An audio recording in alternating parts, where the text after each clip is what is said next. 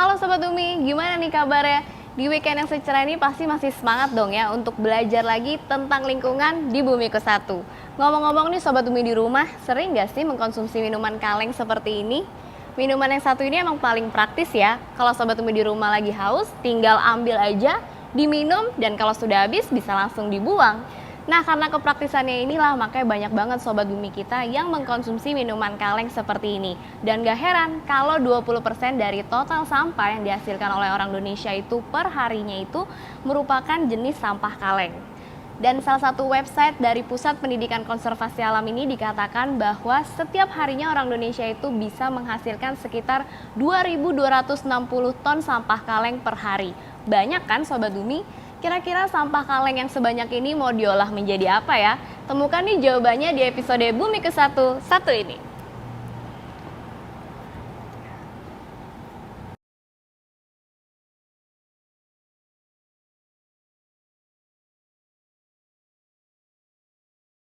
Halo Sobat Bumi, sadar atau tidak, setiap harinya kita menghasilkan sampah.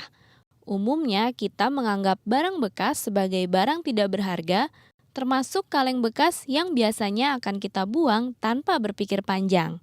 Kaleng termasuk dalam sampah anorganik yang tidak dapat terurai. Bisa dibayangkan Sobat Bumi, bagaimana jadinya bumi kita bila sampah-sampah kaleng tersebut tidak bisa kita daur ulang. Bisa-bisa bumi kita menjadi gunungan sampah kaleng. Walau tergolong sampah dan sederhana, sampah kaleng ini masih memiliki potensi untuk dimanfaatkan. Buktinya kaleng-kaleng ini termasuk barang berharga yang paling dicari pemulung. Selain itu, beberapa depo daur ulang pun sudah mulai memilah dan lebih menata sampah kaleng ini. Caranya sederhana Sobat Bumi, yaitu kaleng tinggal dipipihkan menggunakan alat pemipih atau bahkan secara sederhana hanya diinjak dengan kaki. Tujuannya yaitu untuk efisiensi ruang dan berat saat dikumpulkan. Selain didaur ulang di depo, ternyata sampah kaleng minuman mendatangkan berkah tersendiri bagi pengusaha yang kreatif. Satu diantaranya yaitu ditekuni oleh Ogifson Haryanja atau disapa Gifson. Sampah kaleng minuman yang banyak ditemui di pinggir jalan diubah dengan tangan kreatifnya menjadi sumber kreasi bernilai jual tinggi. Sampah kaleng ini diubah menjadi beragam miniatur yang menarik. Bahkan buah ketekunan dan kreatifnya sampai pada pengundangan beliau ke acara Kementerian Lingkungan Hidup 2011 karena andil dalam upaya pengolahan sampah. Simak tuntas kiprah kreatif dan mengolah sampah kaleng di episode kali ini ya.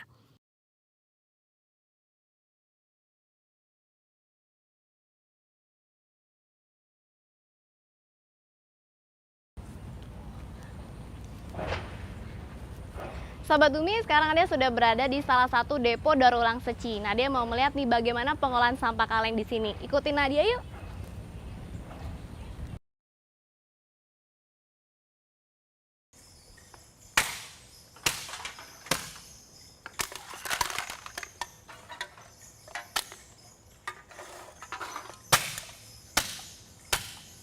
Pak, boleh saya coba Pak? Boleh silakan.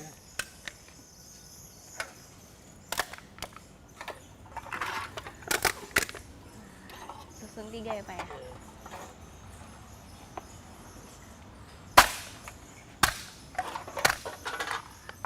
Lagi Pak.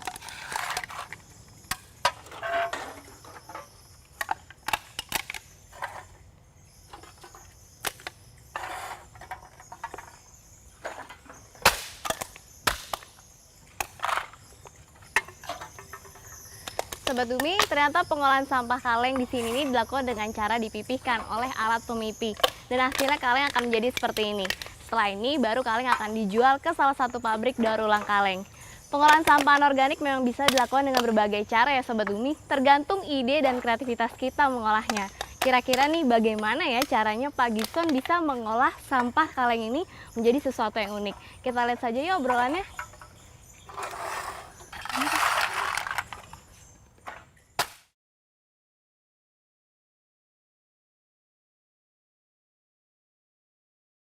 Saya mendapat inspirasi dari kaleng-kaleng bekas ini. Waktu itu banyak kaleng-kaleng bekas yang terbuang ya. Dari situ saya terinspirasi gimana sih, apa nggak bisa diciptakan menjadi suatu benda kan gitu kan. Nah, disitulah mulai nambah lagi ide terus sampai seperti ini.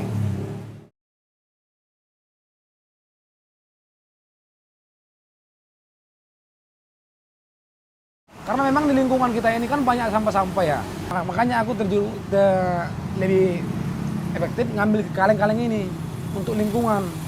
Karena kan ini kan kaleng-kaleng ini kan nggak bisa busuk ini, tidak bisa terurai oleh tanah.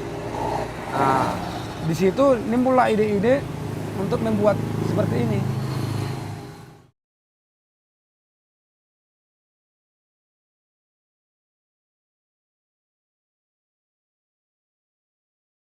Karena saya lebih fokus mengolah limbah kaleng ini karena plastik kan udah banyak yang ngerjain. Nah, dari koran juga udah banyak. Jadi selama ini kan kaleng ini belum ada.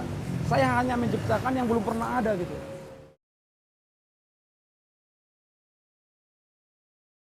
Keunggulan dari kaleng ini dibanding yang lain-lain ya, ini tidak busuk. Ini nggak hancur masalahnya kan gitu. Kalau yang kertas kan hancur, bisa hancur, kena air hancur. Ini enggak.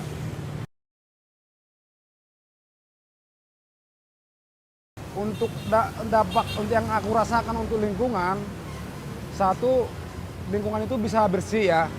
Nah, berkurangnya kaleng-kaleng bekas-bekas kayak gini. Dan juga kaleng-kaleng ini kan nggak bisa terurai dengan tanah. Nah, jadi kalau ini busuk di tanah, ini pasti pencemaran lingkungan. Kalau ada botol-botol ini, ada air, terjadilah demam berdarah. Jadi kalau untuk diri saya, terutama lingkungan saya udah mengurangi limbah-limbah kayak gini.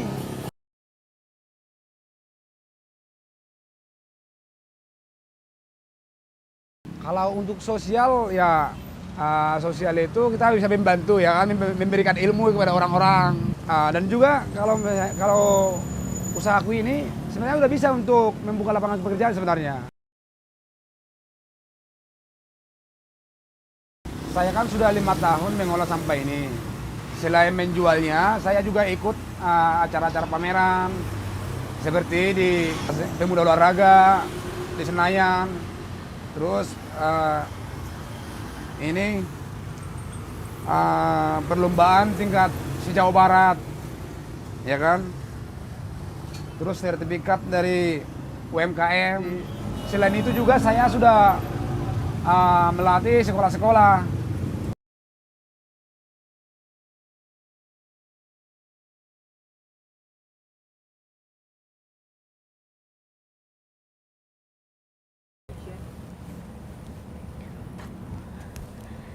Sobat Bumi, sampah kaleng termasuk dalam deretan sampah yang mengancam lingkungan karena sifatnya yang tidak dapat terurai oleh alam. Hal ini dikarenakan sampah kaleng terbuat dari plat timah yang tidak dapat diurai oleh mikroorganisme tanah. Dan plat timah ini merupakan lembaran baja berkarbon rendah dengan ketebalan 0,15 sampai 0,5 mm. Dan plat timah ini mengandung kandungan timah putih sekitar 1 sampai 1,25% dari berat kaleng itu sendiri.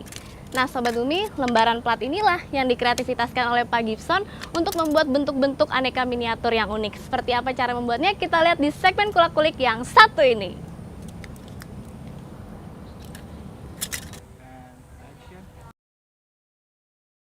Dalam satu hari, saya bisa mendapatkan kaleng ini sekitar 100 kaleng sehari.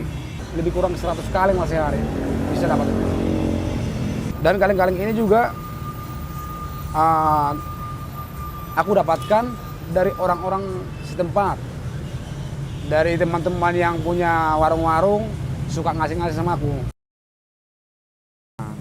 Di sini ntar kita mau bikin suatu miniatur dari kaleng-kaleng bekas ini. Tahap pertamanya kita potong dulu kalengnya. Contohnya gini.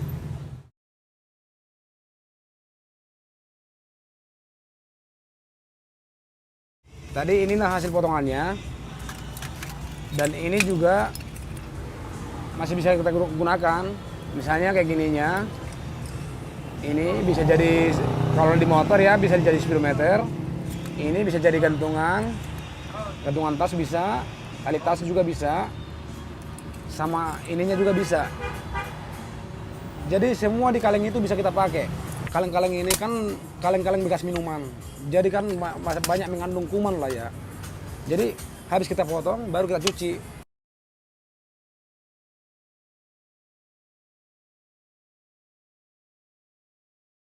Kaleng-kaleng yang udah kita cuci ini siap untuk kita bentuk. Yuk. Sekarang kita mau bikin Vespa seperti ini ya. Seperti ini. Pertama, kita bikin dulu seperti ini. Kayak model polanya. Terus dari pola ini kita tempel kaleng yang udah kita potong tadi. Nah, kayak gini. Ini kita tempel ke sini.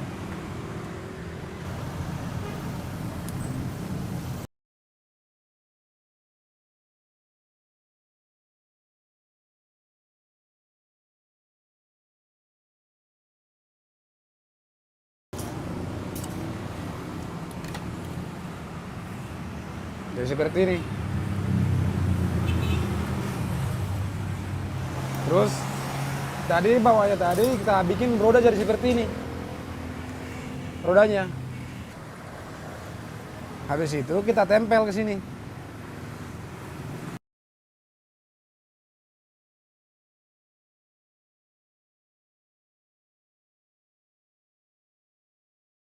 Jadi seperti ini. Seperti ini. Setelah seperti ini kita tutup. Ambil sekitar segini, taruh di sini.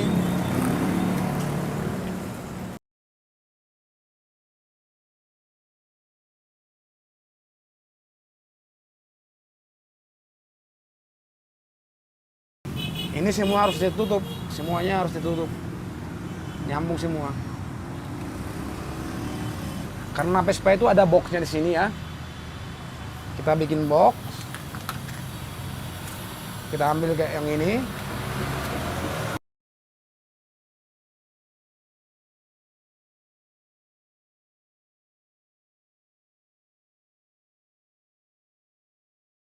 Dari sini kita bikin lagi. Ini sampahnya bukan jadi sampah ya, nggak boleh dibuang. Ini bisa diolah lagi.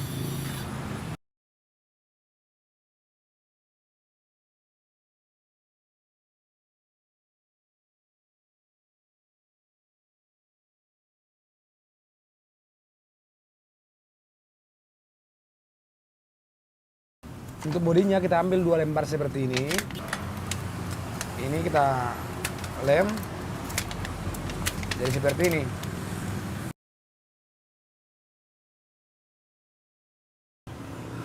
Ini kita tempel di sini.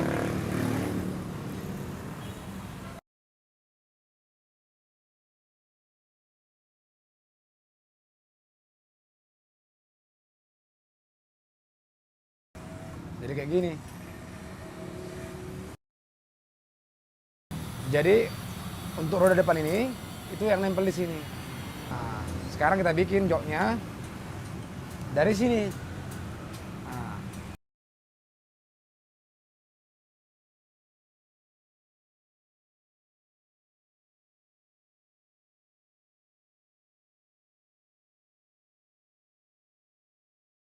Sekarang kita mau bikin injakannya buat di sini ya.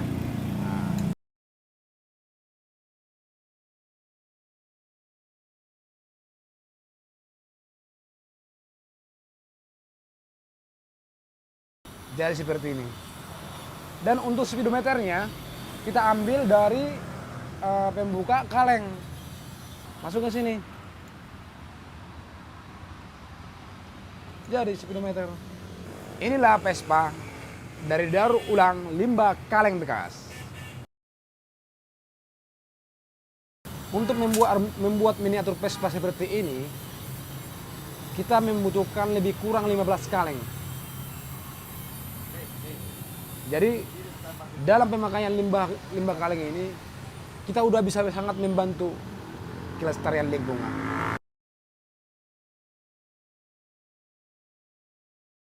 Sobat Bumi, sudah lihat kan aksi demo membuat miniatur menarik di segmen Kula Kulik? Ini adalah satu bukti bahwa masih ada anak bangsa yang peduli dan memiliki inisiatif mengelola sampah. Ternyata dengan memiliki pikiran kreatif saja belum cukup. Perlu disebarluaskan juga Sobat Bumi. Selain mengolah sendiri sampah kaleng, sehari-hari Gibson juga sering memberikan pelatihan pengolahan sampah kaleng. Kali ini, pelatihan diberikan di Sekolah Dasar Prima Sakinah Islamic School Bekasi. Sekolah ini disebut juga sekolah hijau karena berbasis pada kurikulum peduli lingkungan. Antusiasme sangat terlihat ketika siswa-siswa mengolah sampah kaleng menjadi sebuah karya seni yang menarik. Di sini, anak-anak diajarkan sejak dini untuk tidak membiasakan diri membuang sampah.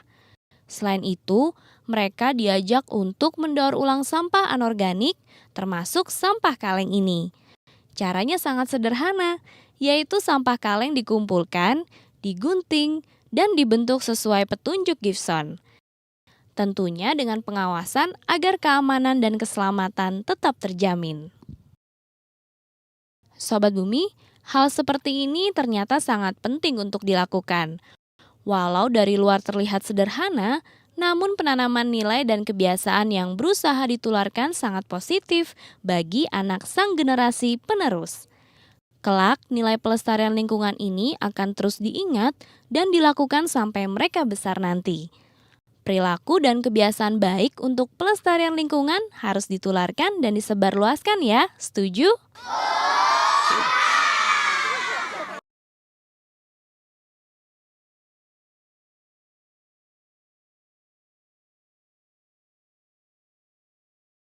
SD Prima Sakinah adalah sekolah hijau. Pemahamannya adalah bagaimana anak-anak didik itu kita ajarkan tentang kepedulian terhadap lingkungan.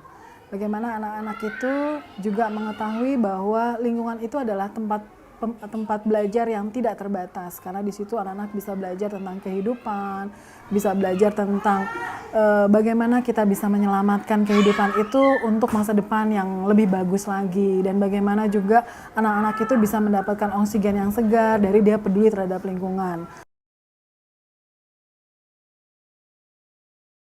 Aktivitasnya banyak ya, kita mulai dari memasukkan program pembelajaran pendidikan lingkungan hidup di kurikulum. Kita ajarkan setiap 1 jam pelajaran 60 menit dalam 1 minggunya. Kebetulan program kita bulan Maret ini adalah pemanfaatan daur ulang dari bahan kaleng. Karena sebelum-sebelumnya kita sudah melakukan pembelajaran dan sudah mempraktekkan beberapa kegiatan yang berhubungan dengan pengolahan limbah. Contohnya pengolahan limbah sampah dari bahan kertas, kita sudah lakukan itu. Seperti ini contohnya nih, pemanfaatan buku cerita dengan bahan kertas. Terus kemudian pemanfaatan dengan barang-barang yang berupa plastik atau tutup botol, itu juga kita sudah lakukan. Nah, jadi sekarang kita gilirannya yaitu mengenalkan pengolahan limbah dari bahan kaleng.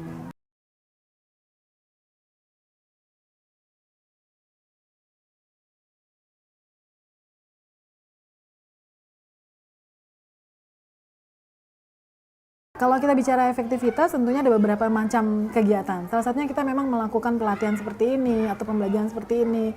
Yang kedua, kita juga mengkondisikan lingkungannya itu sendiri. Makanya kita mengkondisikan anak-anak itu untuk biasa memakai barang-barang bekas. Seperti di sekolah ini, kita biasa menggunakan media-media pembelajaran dari barang-barang bekas.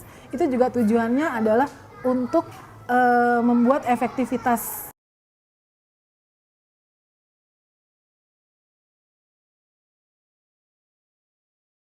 Salah satu sarannya adalah mulailah mengumpulkan sampah, ya, dari sesuatu yang dekat dengan dirimu. Misalnya kalau teman-teman kecil kita menggunakan kertas koran misalnya, oh ternyata kertas koran itu juga bisa jadi media bermain.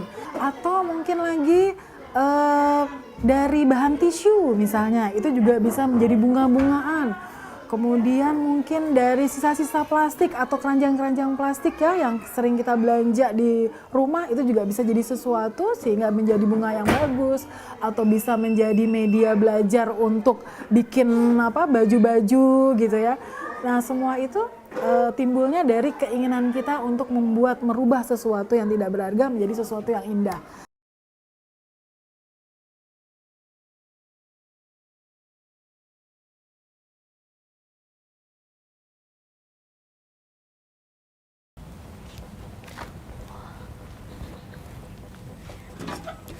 Sobat Bumi masih seputar kreasi pengolahan sampah kaleng dan kali ini berasal dari luar Indonesia.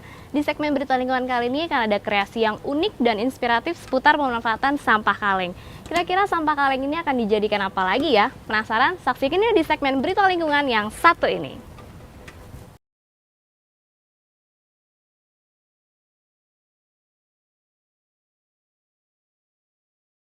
Sobat Bumi, ternyata di luar Indonesia sudah banyak yang bereksperimen untuk mengolah sampah kaleng menjadi hal yang berguna dan menarik. Berikut informasinya dari situs lingkungan www.trihager.com. Sampah kaleng diubah menjadi aksesoris yang menempel di seluruh dinding bangunan rumah bagian luar. Ini adalah karya dari desainer industri Manuel Rapoport dari Argentina. Selain itu, ada pula kompor sederhana berbahan kaleng, cocok digunakan untuk berkemah. Kompor ini hanya terdiri dari dua bagian, yaitu kaleng besar sebagai tungkungan dan kaleng kecil di sisi untuk tempat memasukkan kayu sebagai bahan bakar. Desain kaleng yang menarik dan berwarna bisa juga dimanfaatkan untuk melapisi bagian pegangan alat makan seperti sendok, garpu, dan pisau. Terakhir, yang paling populer, tentu saja sampah kaleng dimanfaatkan sebagai tempat penyimpanan. Supaya lebih menarik, letakkan di tempat yang tak biasa, misalnya menempel pada dinding. Jangan lupa untuk memastikan setiap sisi kaleng tidak tajam dan mempercantik tampilan dengan tambahan aksesoris yang menarik.